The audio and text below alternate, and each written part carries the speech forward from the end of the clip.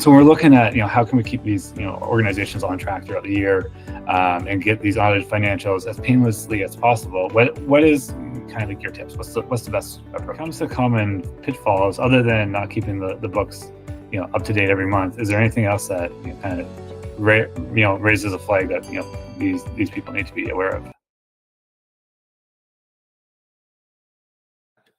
If you need audited financial statements, the audit firm, whichever accounting firm is going to do that audit engagement, they will want to see the books being completed. Like, there has to be a clean, complete, accurate set of books. Means bookkeeping, accounting.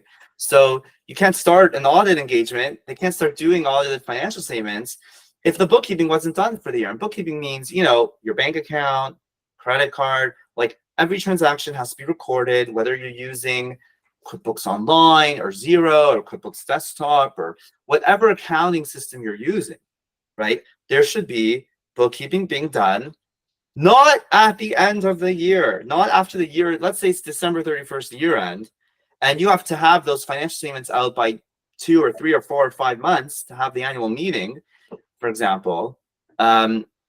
And whether it's a registered charity or a not-for-profit in Canada, you have to file by 6 months after the year end. So you need those financial statements within 6 months of the year end.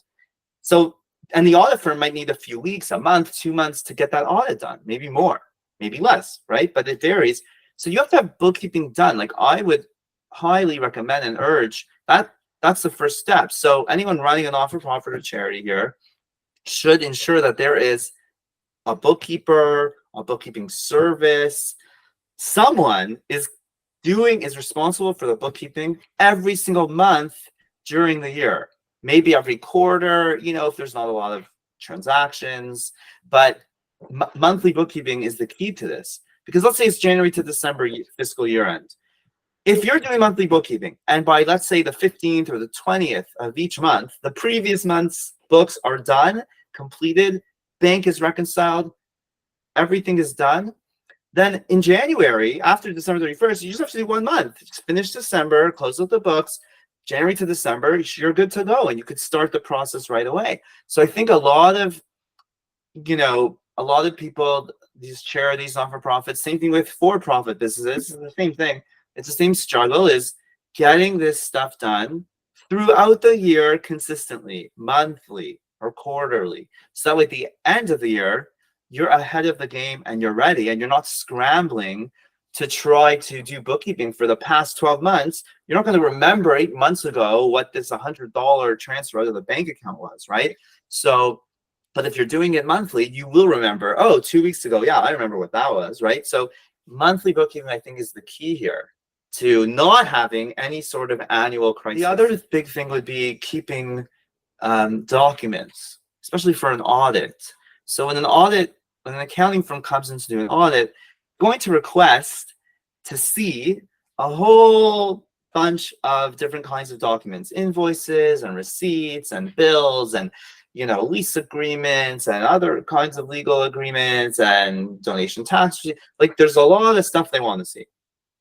So if you're keeping paper records, like in a physical office, and you have boxes of paper and folders, that could make the process kind of more inefficient, less efficient, and cumbersome. So I would say, to make it easier, it might be a good idea to invest in a really good scanner, have everything scanned in. And there's a lot of different now, secure file sharing systems that people like to use: SharePoint, ShareFile, Dropbox, Google Drive. I mean, there's OneDrive. There's a lot of different ones. And the audit firm, you could just have everything in a folder scanned in, and then just like share that folder with the audit firm, and they'll have everything they need, right? Or whatever they ask for, you can drop it in there. So part of the process that makes an audit engagement kind of annoying or frustrating is the audit firm will send you a list of everything they want to see, and then it's going to take time for you to gather everything, right? But if you have it all ready to go, right, if everything's kind of scanned in and organized, you have a folder, and then there's subfolders of whatever, that can make it a lot easier. Whereas if you kind of just keep everything throughout the year in a big box, and it's not organized, that will make it harder. So we do this with our clients. We advise them. We get to know the client and what they're like, and then we will set them up on. There's different systems and apps out there that we like to set them up on, in order to scan receipts in throughout the year. Very easy. We just take a picture on your phone. Like there's all these different apps that make it a lot easier. Drag and drop on your desktop, or even if you have a receipt in your email, you can just forward it into your system. Like, so easy, so you don't have to print and scan everything. So I definitely recommend, implementing some sort of system where you are keeping records and files and documents in a more efficient manner, because that will make the audit process much smoother.